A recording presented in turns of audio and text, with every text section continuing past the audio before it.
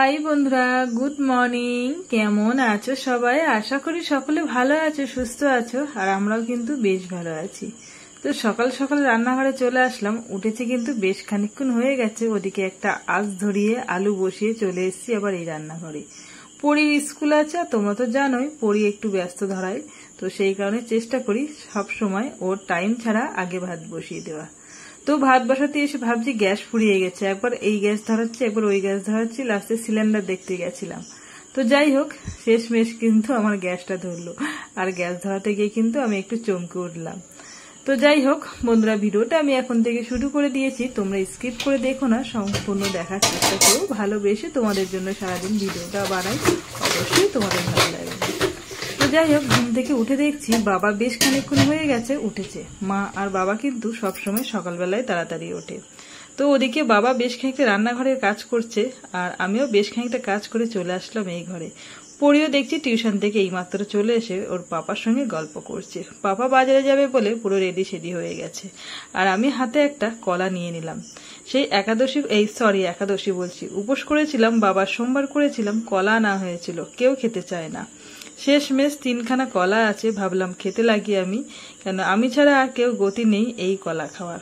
এদিকে রান্নাঘরে চলে এসেছি কাজ করতে আর তোমাদের সঙ্গে গল্প করতে। যাই হোক, বাবা বলল আমি বটিতে যে গেলে বসেছি, আজকে ধুদুল চচ্চড়ি করবো, ধুদুলগুলো আমার কাছে দিয়ে যাও, আমি কেটে দিই। বাবা মাঝে মধ্যে সবজিগুলো একটু কেটে দেয়, আর আমার যখন বিয়ে হয়ে আমি এই বাড়িতে আসি তখন দেখতাম বাবা কিন্তু সমস্ত সবজি কোটা বাটা করে দিত। এখন যেহেতু ওনার বয়স হয়েছে, সবজি কোটাটা আর করে না, আমিই করি, কিন্তু মাঝে মধ্যে বাবা যখন বলে দাও সবজি কেটে দিই, আমি বাবাকে দিই আর রান্না করি। তো যাই হোক, বাবার সঙ্গে এদিকে গল্প করছি আর এদিকে কাজ করছি। একটা উনুন ধরানো হয়ে গেছে, তোমরা তো দেখতেই পারছো, আর একটা উনুন ধরাবো বলে চলে এসেছি। যেহেতু আজকে হাটবার, আর হাটবারের দিনকে কিন্তু আমাদের 2টো করে আঁচ ধরানো হয়। যেহেতু দুদিকে 2টো হাঁড়িতে আলু বসানো হবে, তো সেই কারণে একটা হাঁড়িতে আলু বসে গেছে আর একটা হাঁড়িতে আলু বসানো হবে, তো সেই কারণে আঁচ ধরিয়ে নিচ্ছি। সারাদিন তো তোমাদের সঙ্গে সংসারের গল্প আর আমার নিজের গল্প করি, ব্যবসার গল্প তো একদমই করা হয় না। ব্যবসা কাজ করি সেটা তোমাদের সঙ্গে বলি, তো কি কি কাজ করি সেটুকু কিন্তু খুব একটা শেয়ার করা হয় না। যাই হোক, এই রান্নাঘরে কিন্তু অনেক কাজই আমার করতে হয়। তো এখন আমি আবার একটা হাঁড়িতে আলু বসিয়ে দেবো, আর বাবা এদিকে কিন্তু আদা পেঁয়াজ রসুন ব্যবসার যেগুলো কাজ সেগুলো করছে। যাই হোক, আলুটা বসিয়ে দিয়ে তারপরে কিন্তু আমি চলে যাব মোচা কাটতে। সব রকম কাজ আমার অভ্যাস আছে। যখন আমার ছোটবেলায় বিয়ে হয়েছিল তখন কিন্তু কোনো কাজই আমার অভ্যাস ছিল না। এখন সংসার করতে করতে কতটা কাজ আমি শিখে গেছি, আমি নিজেই মাঝে মধ্যে ভাবি। তো যাই হোক, আমাদের বাড়ির পাশেই ক্ষেত ছিল, পাট ক্ষেত। তো আজকে সমস্ত পাট গাছ আর কি কেটে নিয়ে চলে যাচ্ছে। ভাবলাম তোমাদের সঙ্গে একটু শেয়ার করি। সেই ছোট যখন পাট ক্ষেত মানে সবে চারা বেরিয়েছিল তোমাদের সঙ্গে শেয়ার করেছিলাম, আর আজকে কেটে নিয়ে যাচ্ছে আবার তোমাদের সঙ্গে শেয়ার করলাম। যাই হোক, ওদিকে আমার আঁচ ধরে গেছে, আলু বসিয়ে দিয়েছি, এবারে আমি মোচাগুলো কাটতে বসবো, তাই একটু তোমাদের সঙ্গে শেয়ার করলাম। বেশ খানিকটা দিকে কাজ বাজ সেরে আসলাম, এদিকে ভাতও কমপ্লিট। তো পরীর জন্য আজকে সকালবেলা বানিয়ে দেবো হচ্ছে সমস্ত রকম সবজি আছে, সবজি দিয়ে একটা প্রেসারে দিয়ে সোয়াবিন ডাল টাল দিয়ে একটা সিটি মতন, মানে সিটি বলতে কি ছোটবেলাতে সিটি বলে আসি। তো যাই হোক, একটা সবজি বানিয়ে দেবো, ওটা দিয়ে ও খেয়ে স্কুলে যাবে, আর ঝটপটও হয়ে যায়, তাড়াতাড়ি হয়ে যায়। সবজিটা খাওয়াও উপকার আছে বাচ্চাদের, তো 2 রকমই কাজ হয়ে যায়। একরকম খাওয়া হচ্ছে উপকার, আর একরকম হচ্ছে আমার তাড়াতাড়ি হয়ে যায়, এই হচ্ছে কাজ। তো সমস্ত কাজ ওদিকে মোটামুটি হয়ে গেছে। ব্যবসায় সকালবেলা যেটা আর কি চলে সেটা হয়ে গেছে। এবার সংসারে বেশ খানিকটা কিছু কাজ করব। ভাবছি খানিকটা জামা কাপড় দেবো, এদিক ওদিক কুড়িয়ে বাড়িয়ে মেশিনের মধ্যে। বাসন কোসন মাজা কমপ্লিট হয়ে গেছে। এবারে কটা গুঁড়ি কচু ছিল ফ্রিজে বের করেছি, ভাবছি গুঁড়ি কচুগুলো কাটি। তো ওদের দাদা বললো আজকে তেলাপিয়া মাছ আনবে, তেলাপিয়া মাছ দিয়ে গুঁড়ি কচু দিয়ে কিন্তু খুব সুন্দর লাগে তরকারি খেতে। ঠিক আছে, চলো, কাজ বাজ তো অনেকটাই হয়ে গেছে, এগুলো করলে হয়ে যাবে। সবজি কেটে নিয়েছি, আর এটা শুধু পরীর জন্যই বানাবো বলে একদম অল্প করে নিয়েছি। টমেটম নিয়েছি, কুমড়ো, পেঁপে, বরবটি আর আলু, আর এদিকে একটু মুসুরির ডাল দিয়েছি, আর সঙ্গে একটু সয়াবিন দেবো। যেহেতু ও সয়াবিন খেতে ভীষণ ভালোবাসে, তো সেই কারণে সয়াবিন দেবো। আর এটা কিন্তু খুবই টেস্টি হয়, তোমরাও খেতে পারো। যারা একটু সিদ্ধ সাদ্দা খেতে পছন্দ করো তাদেরকে বলছি, তারা কিন্তু এটা খুব খেতে পারো। আর সঙ্গে একটু লেবু নিতে হবে। একটু ধুয়ে দেবো, ঠিক আছে। এক হাতে যেহেতু আমি ক্যামেরাটা করছি, তো ক্যামেরাটা অফ করে দিয়ে রেডি করে দিন, এত লেট হয়ে যাবে। যেহেতু পড়ি আবার তাড়াহুড়ো করে, তোমরা যেন ভীষণ টেনশন করে স্কুলের সময়। একটু হলুদ দিয়েছি, আর একটু সরষের তেল দিয়েছি, আর একটু লবণ দেব, সেরকম বেশি আর কিছু দেব না। অনেকে পেঁয়াজ পারলেও পেঁয়াজ দিতে পারো, আর একটু কাঁচা লঙ্কা দেবো। যেহেতু পরে একটু লঙ্কা খেতে ভালোবাসে, একটা কাঁচা লঙ্কা দিয়ে দিলাম, আর সঙ্গে একটু লেবু দেবো, দারুণ লাগবে খেতে। এত পরিমাণে ফলের দাম, আর ফলগুলো এনে দেখো পুরো নষ্ট করে ফেললাম। পরীর জন্য আনা হয়েছিল, ও বলেছিল সোমবার করবে, আর তেমন একটা ফল খেতে পছন্দ করে না।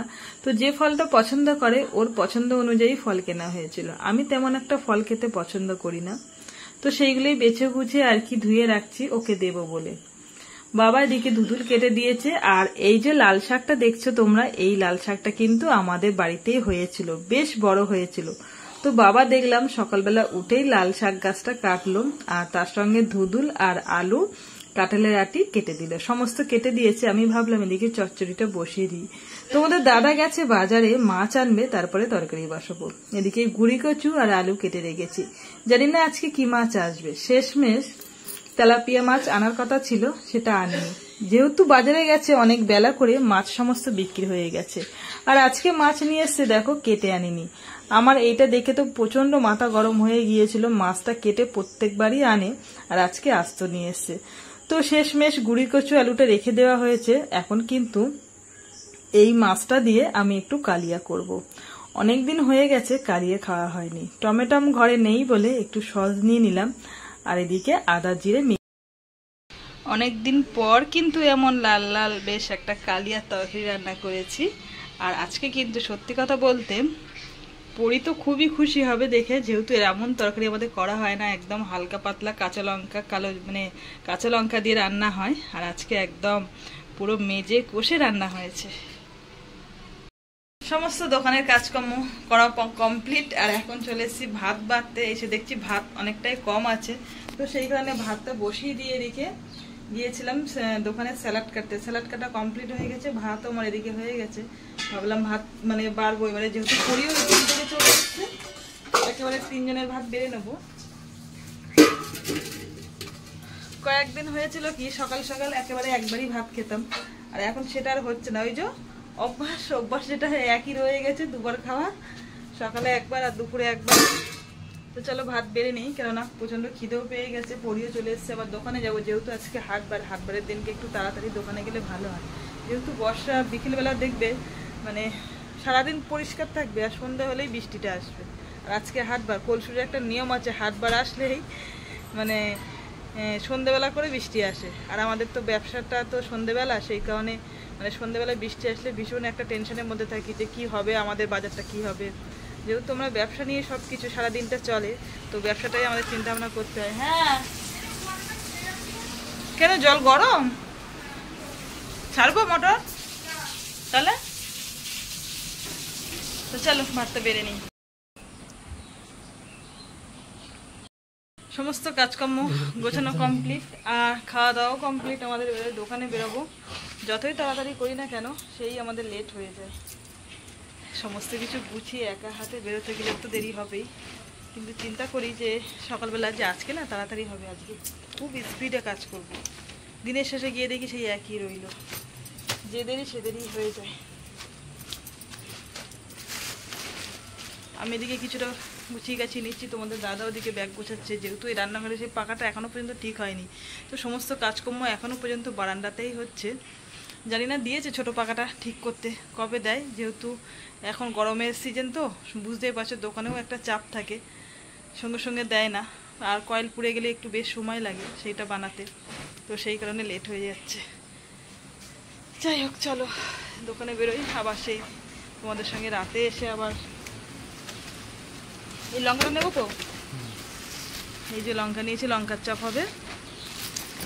দোকানে এসেছি তখন বাজে হচ্ছে 4টে বাজে, আর এখন বাজে হচ্ছে রাত 12টা। তো সেই থেকে একভাবে দোকানে সমস্ত কাজকর্ম করলাম। দোকান থেকে এইমাত্র নামলাম, আর ওই যে তোমাদের দাদার দোকান মোটামুটি এখন রোজগাছ করছে, ওই যে সাইকেলে মালপত্র আনছে। তো যাই হোক, এইভাবেই আমাদের সারাদিনটা চলে, সংসার বলো ব্যবসা বলো কাজকর্ম করে। যাই হোক, তোমাদের দাদা ব্যাগপত্র গোছাচ্ছে, এবার সাঁতারটা ফেলবে। তো জানি এইভাবেই কষ্ট করলে কেষ্ট একদিন মিলবে, তো কবে কেষ্ট মিলবে জানি না। কষ্ট করে যাচ্ছি, সংসারও করে যাচ্ছি, ব্যবসাও করে যাচ্ছি। সত্যি কথা বলতে সংসারটা হচ্ছে মেয়েদের সব থেকে হচ্ছে প্রিয় জিনিস। তো প্রিয় জিনিসের জন্য কিন্তু প্রত্যেকেই চেষ্টা করে যে কষ্ট করতে। তো আমি কষ্ট করে যাচ্ছি। বাবা কি ওটা? ও একটা ব্যাগ, ওই যে বস্তাটা করতে হচ্ছে। তো আমি ভাবছি কি হয়তো সাপ টাপ হতে পারে, ভয় লাগে সাপের দেখে। এই হ্যাঁ গো, সত্যি সাপ। দাঁড়াও দেখাচ্ছি তোমাদের ব্যাগ ক্যামেরায়। অনেকক্ষণ ধরে বস্তাটা নড়াচড়া করছে, কিন্তু কাছে যেতে ভয় লাগছে। কি আছে জানি না, ওই বস্তাটার মধ্যে নড়াচড়া করছে। বাবা কাছে যাওয়ার দরকার নেই, আমার ভীষণ ভয় লাগে। বস্তাটার মধ্যেই আছে। ওই দেখো আমাদের দোকান বন্ধ করছে।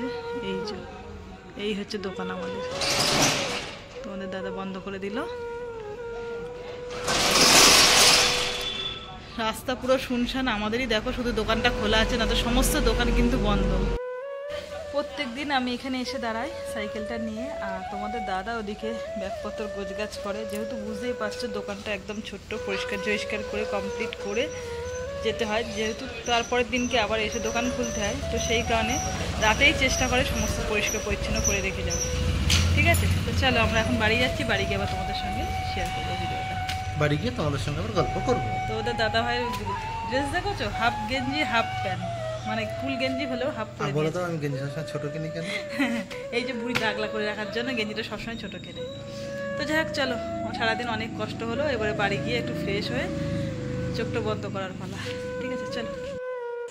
তো বেশ কিছুক্ষণ হলো বাড়ি আসলাম, এসে বুঝতেই পারছো রাজ্যের কাজ পড়ে থাকে, এটা ওটা সেটা করছিলাম। খাওয়া দাওয়া সেরে নিয়েছি, প্রচণ্ড খিদে পেয়ে গেছে, কেননা সেই যে দোকানে গেছি আর খাওয়া হয়নি কিছু, একটু চপ খেয়েছিলাম, শুধু চপ। তো 4টার সময় দোকানে গেছি আর 12টা বাজে, শুধু চপ খেলে কি পেটটা ভরে বলো? তো যাই হোক, দোকানে তেমন একটা কিছু খাওয়া হয়নি, তো সেই কারণে বাড়ি চলে এসে একদম ঝপাঝপ ভাতটা খেয়ে নিয়েছি। ভাত খেয়ে পেটটা একদম পুরো শান্তি এলো, খুব খিদে পেয়ে গিয়েছিল। যাই হোক, শরীরটা ভালো লাগছে না, খারাপ লাগছে। তোমাদের সঙ্গে যতই হেসে খেলে কথা বলি না কেন, শরীরটা খারাপ আছে। যাই হোক, বাসন কুসন আগে রাতে মেজে রাখতাম, এখন আর সময় হয়ে ওঠে না, কেননা রাত হয়ে যায়, শরীরে আর পারে না বলে সমস্ত কিছু ফেলে রাখি। সকালবেলা উঠে চেষ্টা করি কাজ করে নেওয়ার। তো যাই হোক, মা খাইতে দেখছি বাসন, এই বাসনগুলো মেজে রেখে দিয়েছে, আর এই বাসনগুলো হচ্ছে এটো বাসন, এগুলো সকালবেলায় মাজবো। আর বন্ধুরা এখন শুয়ে পড়বো, আর শরীর ভালো লাগছে না।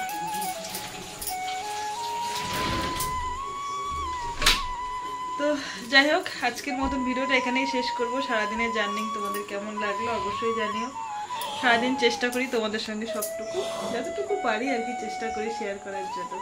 তো চলো আজকের মতন সবাইকে গুড নাইট, টাটা।